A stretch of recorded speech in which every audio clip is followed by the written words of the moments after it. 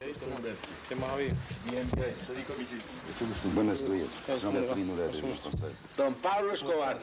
Don Pablo Escobar. El niño del barrio. El huérfano que Pablo Escobar salvó y que después lo traicionó. La promesa que se convirtió en venganza.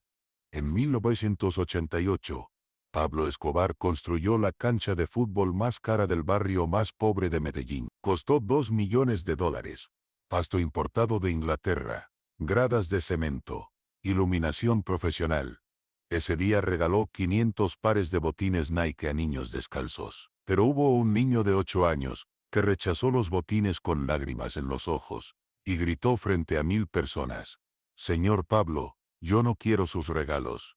Quiero a mi papá de vuelta. Usted me lo quitó».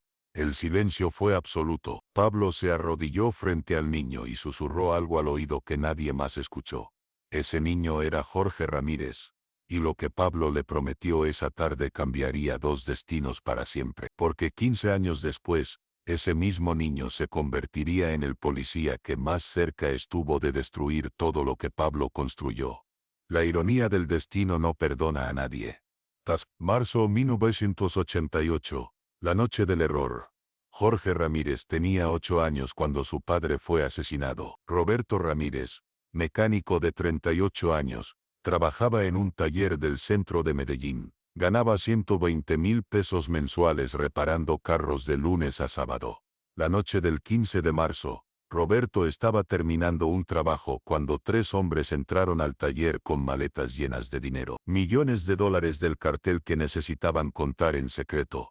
«Vete para la oficina. No veas nada. No preguntes nada», le ordenaron. Roberto obedeció. Pero a través de una rendija en la puerta, vio cómo contaban los fajos de billetes. Y uno de los hombres lo vio mirando. «Oiga, ¿usted qué está mirando?» «Nada. No vi nada. Lo juro», pero ya era tarde. Ya era testigo. Y los testigos en el mundo de Pablo Escobar no vivían para contar historias. Esa misma noche, a las 11:15 p.m., 3 golpes en la puerta de su casa. Marta, su esposa, abrió con la cadena puesta. 2 hombres con chaquetas oscuras. «Aquí vive Roberto Ramírez». «Sí, es mi esposo». Roberto llegó corriendo por la calle. Vio a los hombres y supo inmediatamente quiénes eran. Marta cierra la puerta. Pero era demasiado tarde. Los hombres entraron. «Buenas noches, don Roberto. ¿Se acuerda de nosotros, por favor?» «No vi nada. Se los juro». Uno de ellos sacó una pistola con silenciador. «Lo sentimos. Órdenes son órdenes». Pifefet, tefefet. Roberto cayó con 3 agujeros rojos en el pecho. Jorge corrió desde su cuarto en pijama. «Papá», se tiró sobre el cuerpo. «Despierta, por favor». Pero Roberto Ramírez nunca despertó. Los sicarios se fueron caminando tranquilamente. Nadie llamó a la policía. Esa noche, Jorge dejó de ser niño y se convirtió en huérfano con sed de venganza. Lo que nadie sabía entonces: los sicarios se habían equivocado de casa en la oscuridad. El objetivo era otro Roberto del mismo taller. Su padre murió por error. Un error estúpido que definiría los próximos 37 años de su vida. 6 meses de infierno. Marta consiguió trabajo lavando ropa. Ganaba 240,000 mensuales trabajando de 5 a.m. a 10 p.m. El arriendo costaba 5. Los servicios 30,000. Quedaban 160,000 para comida, ropa, todo lo demás. Jorge y Carolina comían una vez al día. Arroz con frijoles, a veces un huevo cuando había suerte. Los domingos, si había sido buena semana, arroz con huesos de pollo. Jorge dejó de ir a la escuela. No había dinero para uniformes ni cuadernos. Pasaba los días cuidando a su hermana mientras su madre trabajaba. Las tardes jugaba fútbol descalzo con pelota de trapo. Tenía talento natural, era el mejor de su calle. Pero jugaba con los pies llenos de cortadas porque no tenía zapatos. Y cada noche, antes de dormir, cerraba los ojos y veía la misma escena. Su padre cayendo con 3 manchas rojas. Y juraba en silencio: «Algún día voy a encontrar a los hombres que te mataron, papá, y les voy a hacer pagar». El odio crecía como semilla venenosa en su corazón de 8 años. Septiembre 1988. La cancha. Pablo Escobar inauguró la cancha más hermosa que el barrio jamás había visto. Costó $2 millones. y ese día regaló 500 pares de botines Nike importados. Niños del barrio, hoy les regalo esta cancha para que sueñen, y voy a regalar botines Nike. ¿De verdad? Como los profesionales. Formen fila. 500 niños corrieron como tsunami. Gritaban, lloraban de emoción. Jorge se quedó parado con puños apretados. Jorge, ve por tus botines, ordenó Marta. No quiero nada de él, mamá. Vas ahora mismo. Necesitas zapatos. Jorge caminó arrastrando pies descalzos sobre el pasto importado. Esperó su turno mientras otros niños gritaban de felicidad. Finalmente su turno. Pablo le extendió una caja. Toma, campeón. ¿Cómo te llamas? Jorge lo miró directo a los ojos, con odio puro. Jorge Ramírez. ¿Te gusta el fútbol? Sí, señor. Posición: delantero. Marco goles. Excelente. Con estos botines marcarás muchos más. Jorge tomó la caja, y entonces hizo algo que nadie esperaba. La dejó caer al piso. Señor Pablo, yo no quiero sus regalos. Quiero a mi papá de vuelta. Sus hombres lo mataron hace 6 meses porque vio dinero en un taller. Mi papá no era malo, solo era mecánico. Y ahora está muerto. Por su culpa. Silencio absoluto. 1000 personas conteniendo respiración. Los guardaespaldas pusieron manos en armas. Pero Pablo hizo algo inesperado. Se arrodilló frente a Jorge. ¿Cómo se llamaba tu papá? Roberto Ramírez. Pablo cerró los ojos brevemente. Luego habló al oído de Jorge, tan bajo que nadie más escuchó. Tu papá vio algo que no debía. Mis hombres actuaron sin mi permiso. Pero la responsabilidad es mía. No puedo devolvértelo. Nadie puede. Pero puedo darte un futuro, educación, oportunidades. No quiero nada de usted, lo sé. Pero tu mamá y tu hermanita sí lo necesitan. Pablo se levantó y habló en voz alta. Señoras, su hijo Jorge va a estudiar en el mejor colegio de Medellín. Yo pagaré todo. Matrícula, uniformes, útiles. Y cada mes recibirá 500.000 pesos para la casa. Esto no es opcional. Marta no podía creer lo que escuchaba. 500.000 mensuales era más de lo que Roberto ganaba. Solo críe bien a sus hijos. Y usted, Jorge, estudie duro. Conviértase en alguien. Y cuando sea grande, si todavía me odia, búsqueme y dígamelo a la cara. Jorge recogió los botines con manos temblorosas. Y por primera vez en 6 meses lloró. No de tristeza ni alegría. De confusión absoluta. El hombre que mató a su padre acababa de convertirse en su benefactor. Esa contradicción lo destrozaría durante Kiotesk 89-2005. La transformación. Enero 1989. Primer día en San Ignacio. Jorge Ramírez bajó del bus con su uniforme nuevo que todavía olía a tela sin usar. El colegio San Ignacio se alzaba frente a él como castillo de piedra. 3 pisos de arquitectura colonial. Jardines perfectamente cuidados. Una fuente en el patio central. En la entrada a otros niños llegaban en carros del año con choferes uniformados. Hablaban de vacaciones en Miami. De viajes a Disney. De cosas que Jorge apenas entendía. ¿Tú eres nuevo?, le preguntó un niño rubio con maleta North Face. Sí. ¿De qué barrio eres? Pablo Escobar. El niño arrugó la nariz. Ah, tu papá trabaja con él. Mi papá está muerto. Silencio incómodo. El niño se alejó sin decir más. Durante los primeros meses, Jorge comió solo en el comedor. Nadie se sentaba con él. En los trabajos de grupo, siempre era el último en ser elegido. Los profesores lo miraban con mezcla de lástima y curiosidad. El niño pobre becado por el narco. Pero Jorge tenía algo que esos niños ricos no tenían. Hambre. Hambre de probar que merecía estar ahí. Hambre de demostrar que el hijo de un mecánico muerto podía ser mejor que los hijos de los empresarios y políticos. Estudiaba hasta las 11 p.m. cada noche bajo la luz de una vela cuando cortaban la electricidad. Memorizaba fórmulas de matemáticas mientras ayudaba a su madre a lavar ropa. Practicaba inglés repitiendo palabras en voz alta mientras caminaba hacia la escuela. Y en los exámenes, Jorge Ramírez sacaba las notas más altas de su clase. Cada 5 era una victoria silenciosa contra todos los que pensaban que no pertenecía ahí. Señora Marta, le dijo la profesora de matemáticas en una reunión de padres. Su hijo es excepcional. Tiene una inteligencia natural que rara vez veo. Con el apoyo correcto, podría llegar a cualquier universidad del país. Tal vez incluso una beca internacional. Marta lloró de orgullo. Mi esposo habría estado tan orgulloso. Su esposo puede estar orgulloso desde donde está. Jorge es un ejemplo para todos nosotros. Pero donde Jorge realmente brillaba era en la cancha de fútbol del colegio. A los 10 años ya era el delantero estrella del equipo. Corría más rápido que cualquiera. Controlaba el balón como si estuviera pegado a sus pies. Marcaba goles desde ángulos imposibles. Ramírez, pásala, gritaban sus compañeros durante los partidos. Y Jorge pasaba cuando debía pasar. Disparaba cuando debía disparar. Jugaba con inteligencia táctica que sorprendía a entrenadores con décadas de experiencia. Ese muchacho tiene futuro profesional, decía el entrenador. He visto cientos de niños.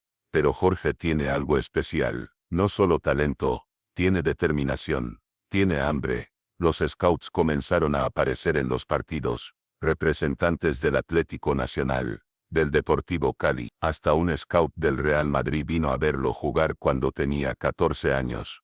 Jorge, tienes talento de sobra para ser profesional, le dijo su entrenador después de un partido donde había marcado 4 goles. Podrías ganar millones jugando fútbol. ¿Has pensado en eso? Sí, prof, he pensado mucho. Y tengo algo más importante que hacer. El entrenador lo miró confundido. ¿Qué podía ser más importante que una carrera profesional garantizada con salario millonario? Y cada 6 meses, como reloj suizo perfecto, llegaba el sobre con dinero. Un hombre diferente cada vez, siempre discreto, siempre con el mismo mensaje. Don Pablo pregunta cómo está el niño.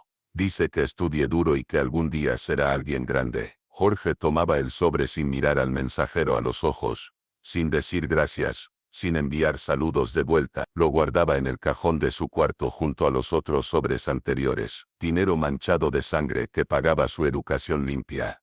Ese dinero no era regalo, era deuda. Una deuda que algún día de alguna forma Jorge Ramírez cobraría. Diciembre 1993. La muerte del benefactor. Jorge tenía 13 años cuando vio las noticias en la televisión vieja de su casa.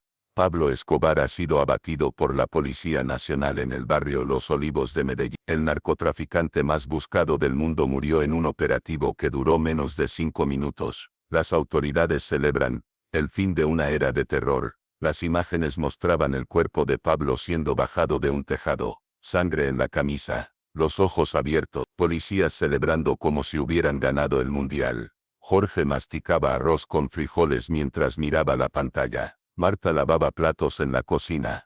Carolina jugaba con muñecas en el piso. ¿Qué sientes, mijo?, preguntó Marta sin voltear a mirarlo. No sé, mamá. No sé qué se supone que debas sentir. Ese hombre mató a tu papá, pero también nos salvó de morir de hambre. Las dos cosas son verdad al mismo tiempo. ¿Puedo odiarlo y agradecerle al mismo tiempo? No lo sé, mi amor. No sé si eso es posible, pero creo que vas a pasar muchos años tratando de averiguarlo. 2 semanas después del funeral de Pablo, apareció el último mensajero en la casa de los Ramírez. Era un hombre mayor que Jorge nunca había visto antes. Tenía cara de cansancio profundo, como alguien que ha vivido demasiado y visto demasiado. Señora Marta, este es el último pago. Don Pablo dejó instrucciones muy específicas antes de morir. Este sobre contiene 50 millones de pesos en efectivo. Es suficiente para pagar la educación completa de Jorge hasta que termine la universidad, cualquier universidad que él elija. Don Pablo dijo textualmente, que el niño llegue tan lejos como sus talentos lo permitan, que no se detenga por falta de dinero, que sea todo lo que yo no pude ser. Marta abrió el sobre con manos temblorosas, más dinero del que había visto junto en toda su vida. Suficiente para vivir cómodamente durante años, suficiente para que Jorge estudiara lo que quisiera, suficiente para cambiar sus destinos para siempre. Jorge miró el dinero en silencio, luego habló con una determinación férrea que sorprendió a su madre. Voy a usar este dinero, mamá. Voy a estudiar, voy a convertirme en alguien importante, pero no para honrar a Pablo Escobar. Para demostrarle al mundo que el hijo de Roberto Ramírez no necesitaba dinero sucio para triunfar, que podía tomar algo malo y convertirlo en algo bueno. Voy a ser policía, mamá, el mejor policía de Colombia, y voy a dedicar mi vida a limpiar las calles del narcotráfico que destruyó mi infancia y mató a mi papá. Marta lo miró con lágrimas en los ojos. Policía, mijo, ser policía en Colombia es peligroso, lo sé, pero es lo correcto, es lo que papá hubiera querido. y es lo que yo necesito hacer para poder mirarme al espejo sin sentir asco por usar dinero de Pablo Escobar. Esa noche a los 13 años, Jorge Ramírez decidió su futuro, y sin saberlo, comenzó a tejer la ironía más perfecta de su vida. El niño que Pablo salvó se convertiría en el hombre que destruiría todo lo que Pablo construyó. 203. Fue capitán del equipo de fútbol que ganó 3 campeonatos nacionales escolares consecutivos. Rechazó ofertas profesionales de 6 equipos diferentes, incluyendo una del Atlético Madrid, que habría cambiado su vida económicamente. No vine a este mundo para patear un balón, le dijo al scout español que le ofrecía contrato millonario. Vine a hacer algo más importante. En 2003, a los 23 años, Jorge se presentó a los exámenes de admisión de la Academia Nacional de Policía. Había 2.000 aspirantes para pasó todos los exámenes físicos con calificaciones perfectas, corrió los 3.000 metros en tiempo récord, hizo 120 flexiones sin parar, nadó 500 metros en menos de 8. Los exámenes psicológicos mostraron un perfil de determinación férrea, sentido de justicia excepcional, y cero tolerancia a la corrupción. En la entrevista personal, el coronel evaluador le preguntó: «Señor Ramírez, ¿por qué quiere ser policía?». Jorge respondió sin dudar: «Mi padre fue asesinado por sicarios del cartel de Medellín cuando yo tenía 8 años. Crecí viendo cómo el narcotráfico destruía familias enteras, barrios completos, el país entero. Quiero ser parte de la solución. Quiero que ningún otro niño de 8 años tenga que ver a su padre desangrarse en el piso de su casa. Quiero justicia, justicia real». Fue aceptado inmediatamente con la calificación más alta de todos los aspirantes. Durante los 2 años de entrenamiento en la academia, Jorge fue el cadete más destacado de su promoción. En puntería sacó 100% de aciertos en todas las prácticas. En resistencia física superó todos los récords históricos de la academia. En tácticas de combate urbano demostró una inteligencia natural que impresionaba a instructores con décadas de experiencia. «Ramírez», le dijo el capitán instructor un día después de una práctica particularmente intensa, «¿qué te motiva tan? He entrenado a cientos de cadetes en mi carrera, pero nunca había visto a alguien con tu nivel de dedicación. Es casi obsesivo. Mi motivación es simple. Mi capitán, cada criminal que yo atrape en el futuro es un padre que no será asesinado. Cada kilo de droga que yo decomise es un barrio que no será destruido. Cada operativo exitoso que yo lidere es una familia que no será destrozada. Para mí esto no es un trabajo, es una misión personal, es mi razón de existir». El instructor lo miró con mezcla de admiración y preocupación. «Ten cuidado, Ramírez. La obsesión puede ser tu mayor fortaleza pero también tu mayor debilidad. Prefiero ser obsesivamente bueno que mediocremente corrupto, mi capitán». En 2005 Jorge se graduó como el mejor cadete de su promoción, primer puesto en todas las categorías sin excepción, y cuando le preguntaron a qué unidad quería ser asignado respondió sin dudar: «Grupo Élite Antinarcóticos de Medellín, señor». El coronel que supervisaba las asignaciones lo miró sorprendido. «Ramírez, esa unidad tiene una tasa de mortalidad. La mayoría de los policías que van ahí terminan muertos en menos de 3 años, o peor, terminan corrompidos por las cantidades obscenas de dinero que les ofrecen los narcos». «¿Estás completamente seguro, señor?». «Yo no vine aquí a estar seguro, vine a hacer justicia». Y así Jorge Ramírez comenzó su carrera como policía antinarcóticos en las mismas calles donde había crecido, en el mismo barrio donde Pablo Escobar había construido aquella cancha 17 años atrás, en el mismo lugar donde todo había comenzado. El círculo estaba cerrándose, y nadie sabía cuán perfectamente trágico sería ese cierre. 200. El intocable. Los primeros 3 años de Jorge como policía antinarcóticos fueron legendarios. En el departamento comenzaron a llamarlo el intocable por 2 razones: porque era imposible sobornarlo, y porque parecía intocable en los operativos más peligrosos. En 3 años participó en 46, decomisó más de 8 toneladas de cocaína con valor de calle superior a $200 millones, arrestó personalmente a 89 narcotraficantes de nivel medio, y lo más impresionante, no perdió ni un solo compañero en ninguna de sus misiones porque planificaba cada operativo con precisión milimétrica. «Ramírez tiene algo especial», decía el coronel Martínez, su comandante. «No solo es buen policía, es comprometido de una forma que no he visto en 30 años de carrera, como si esto fuera personal para él». Y era personal, absolutamente personal. Cada criminal que Jorge arrestaba veía el rostro de los hombres que mataron a su padre. Cada kilo de droga que decomisaba era un kilo que no destruiría familias. Cada operativo exitoso era una victoria pequeña contra el legado de Pablo Escobar. Pero lo que realmente distinguía a Jorge era su incorruptibilidad absoluta. En su primer año le ofrecieron 100 millones de pesos por simplemente no ver un cargamento de coca que pasaría por una ruta específica. Rechazó la oferta, arrestó a los mensajeros y decomisó el cargamento. En su segundo año le ofrecieron 300 millones por revelar información sobre operativos planeados. Rechazó, arrestó a quien hizo la oferta y usó esa información para desarmar una red de policías corruptos. En su tercer año le ofrecieron 500 millones y amenazaron con matar a su hermana si no aceptaba. Jorge puso a Carolina bajo protección policial, rechazó el dinero y lideró el operativo que capturó a los que hicieron la amenaza. Jorge, estás loco, le decían sus compañeros. Ese dinero te cambiaría la vida, podrías retirarte, comprar casa, vivir tranquilo. ¿Por qué lo rechazas? Porque mi vida ya fue cambiada una vez por dinero sucio, respondía siempre, y no voy a repetir esa historia. Prefiero ser policía pobre. La verdad devastadora. Jorge investigaba asesinatos sin resolver del cartel. Encontró el expediente de su padre. Dentro había un reporte interno devastador.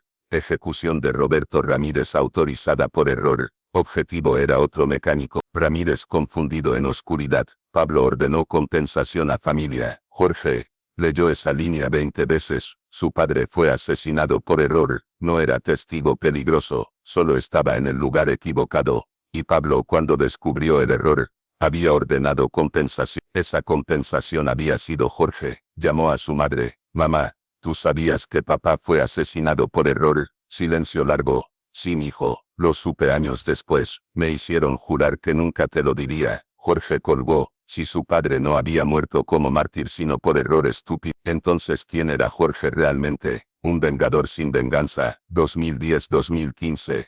Buscando respuestas. 2010. Jorge interrogó a Popello, el asesino de su padre, el mecánico del taller. Ese fue un error. Matamos al hombre equivocado. Pablo se puso furioso. Nos ordenó compensar a la familia. Ese niño era yo. Popello se paralizó. Mierda, el patrón hubiera estado orgulloso de ti. Te convertiste en lo opuesto a él. Y creo que eso era exactamente lo que él quería. 2011. Marta, en su lecho de muerte, confesó. Pablo vino a la casa 2 veces. Primera vez, quería saber cómo estabas. Le dije que sacabas las mejores notas. Y él se puso a llorar. Dijo, cuando veo que su hijo está triunfando, siento que tal vez no soy completamente un monstruo. Segunda vez fue un mes antes de morir. Me dio el dinero para tu universidad. Dijo, yo voy a morir pronto, pero antes necesito asegurarme de que Jorge llegue hasta donde pueda. Las lágrimas corrían por las mejillas de Jorge. Todo lo que había creído durante 23 años se derrumbaba. 2015. Jorge conoció a Manuela Escobar en un café. Mi papá era un monstruo, pero también me amaba más que a su vida. ¿Cómo puede alguien amar tanto mientras destruye familias de otros? Esa es mi pregunta también. Manuela le dio un sobre. Esto me lo dio antes de morir. Dijo que si algún día conocía a Jorge Ramírez, Carta de Pablo. Jorge, maté a tu padre por error. No hay perdón posible, pero cuando te vi rechazando mis botines, vi dignidad que yo había perdido. No te ayudé por ti, te ayudé por mí, porque necesitaba creer que todavía podía hacer algo bueno. Si me odias, lo entiendo. Si usaste mi dinero para destruirme, perfecto, porque eso es libertad. Vive bien, Jorge, sé mejor que yo. Jorge lloró no de rabia sino de liberación. 2000, exactamente lo que Pablo hizo, pero con dinero limpio. En 4 años, más de 1000 niños fueron educados. 2023, la cancha fue renombrada Cancha Jorge Ramírez. Miles se congregaron. Jorge, 43 años, habló. Hace 35 años, rechacé un regalo porque venía de la persona equivocada. Pablo me dio dinero. Yo elegí usarlo para ser policía, para luchar contra lo que él representaba. Hoy, 1000 niños reciben la misma oportunidad, pero con dinero limpio. Una niña de 8 años se acercó. Mi papá está en la cárcel. Mi mamá dice que nunca seré alguien. Es verdad. Jorge se arrodilló. De dónde vienes no define a dónde puedes llegar. Mi papá fue asesinado. Crecí en pobreza. Y mira dónde estoy. Dame el teléfono de tu mamá. Mañana te inscribo en el programa. La niña lo abrazó fuerte. 2025 Jorge cumple 45 años. Un anciano se acerca. Capitán Ramírez. Fui uno de los hombres que mató a su padre. Me llamo Hernán. Nos equivocamos de casa. Necesito pedirle perdón antes de morir. Jorge. Mira al asesino de su padre. Usted mató a mi padre. Eso no tiene perdón. Pero su error se convirtió en la razón por la que 1000 niños